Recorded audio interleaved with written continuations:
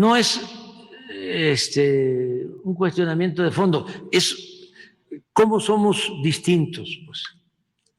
Además, qué bien que somos distintos. No puede ser que solo prevalezca, exista un pensamiento. No puede haber pensamiento único. Pero esta es parte del fracaso.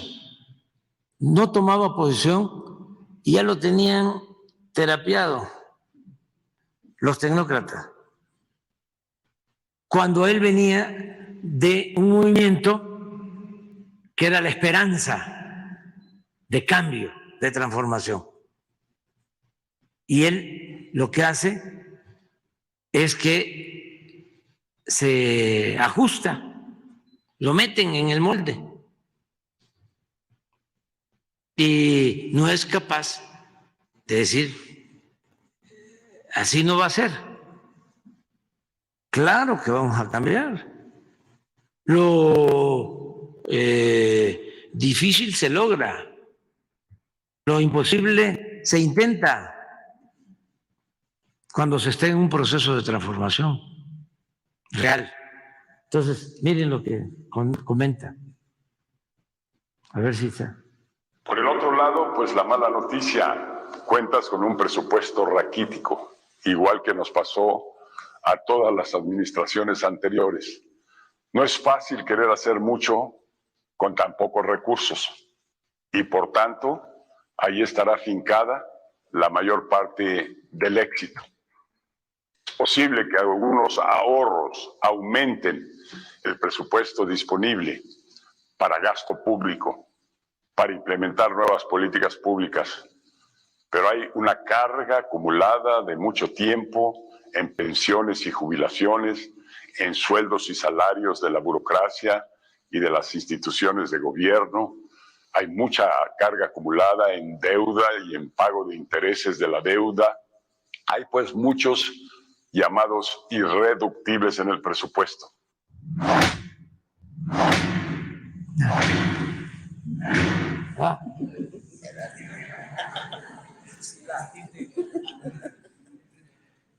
Entonces, son irreductibles, o sea, ya no hay para dónde hacerse. ¿Sí? No hay de otra. Me acuerdo que usaban mucho eso. No hay de otra. Entonces, eso es lo que dijimos, no, claro que hay de otra.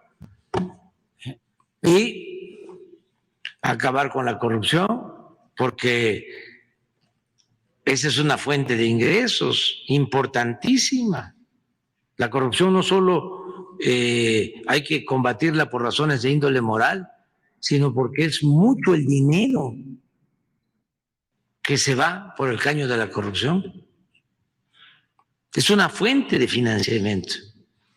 Estamos hablando, yo calculo que hemos ahorrado por no permitir la corrupción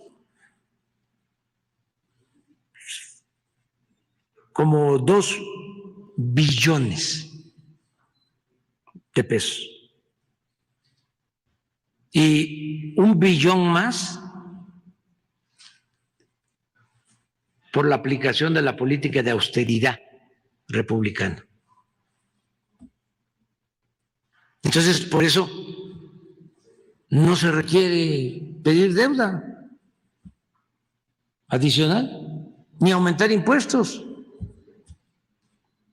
Claro que cuando hay corrupción no alcanza nada. Nosotros les comentaba, llevamos como 280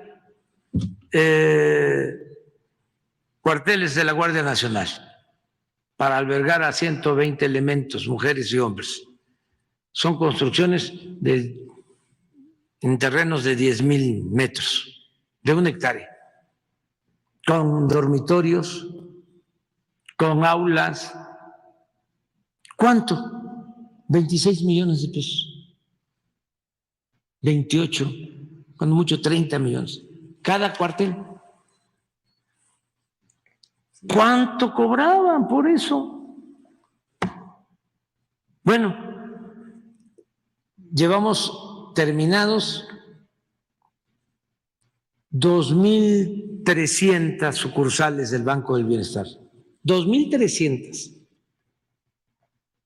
Van a ser 2.750, casi vamos a llegar a 3.000. Pero terminadas 2.300 y en operación ya equipadas 1.400. ¿Pero cuánto por cada sucursal? 5 millones de pesos. Como se diría coloquialmente, aunque no les guste a los que quieren una sola habla, un solo lenguaje, aunque no les guste, les digo, ¿dónde lo van a agarrar? El aeropuerto, estimado en 300,000 millones. Pagamos la indemnización 100,000. ¿Cuánto costó la construcción del nuevo aeropuerto? 75,000. Total, 175 para 300,000. ¿Cuánto nos ahorramos? 125,000. No cerramos el aeropuerto como lo tenían contemplado, actual. No se cerró el aeropuerto militar de Santa Lucía. Pero no hay corrupción. Ustedes saben, nada más que no se hacen las publicaciones, porque ustedes pueden hacer la investigación, pero al momento de ir allá al departamento de corte y confección, ahí ya no pasa. Pero una empresa periodística iba a ser la pista principal del aeropuerto de Texcoco. ¿Cómo no van a estar molestos? Pues dicen que ya ni las tlayudas, eso dice Fox, ya ni la señora de las tlayudas llega a vender ahí porque no hay nadie. Ahí espantan. Pues no. Ahí va. Y ya en diciembre ya es autosuficiente el aeropuerto y cada vez más vuelos. Y ahora toda la carga va a llegar ahí y va a ser un gran aeropuerto. Es tan importante esa decisión que se tomó por mandato del pueblo que miren, ahora que hay necesidad de agua en la ciudad, como para abastecer de agua el aeropuerto, se hicieron exploraciones y en esa zona del Valle de México, norte, hay agua en el subsuelo. Ahora se está auxiliando a la Comisión de Agua para que al Estado de México y a la Ciudad de México se le abastezca de agua de los terrenos del aeropuerto Felipe Ángeles, con pozos que se perforaron ahí. Les voy a dar otro dato. El actual aeropuerto tiene 600 hectáreas. El aeropuerto Felipe Ángeles tiene más de 3,000, porque tenía como 2,200 y se compraron como 1,200, 1,500 hectáreas. Es un gran aeropuerto. Bueno, y ahorramos 125,000 millones de pesos. Entonces regresamos a lo mismo. Si no hay corrupción, el presupuesto alcanza, rinde. Entonces, cuando escuchamos al presidente Fox, que de manera sincera dice, ¿cómo le voy a hacer? A mí también me llegó a plantear lo mismo, como en esos tiempos. Era yo jefe de gobierno y ya él era presidente electo y quería que yo aprobara el aumento del IVA, que yo ayudara para que se aumentara el IVA. Y le dije que no. Y su argumento era de que hacía falta dinero. Y en sus palabras decía, es que hay que hacer más grande el pastel. No se me va a olvidar nada de eso. Hay que hacer más grande el pastel, Andrés Manuel. Necesitamos hacer más grande el pastel. Digo, no, hay que buscar otra forma de resolverlo. No vamos nosotros a apoyar el aumento del IVA. Digo, porque va a afectar mucho el aumento del IVA a la gente humilde. Ese impuesto, el impuesto al consumo, es el que más afecta a la población. Porque el impuesto sobre la renta es para las utilidades, pero ese tiene que ver directamente con el consumo. Y ahí también me dijo, no, si aumentamos el IVA va a haber más ingresos, va a estar más grande el pastel y les vamos a devolver a la gente lo que tenga que aportar adicional. Y utilizó esa expresión coloquial, se los vamos a devolver copeteado. Y entonces, y ahí le contesté, le digo, ¿sabe qué?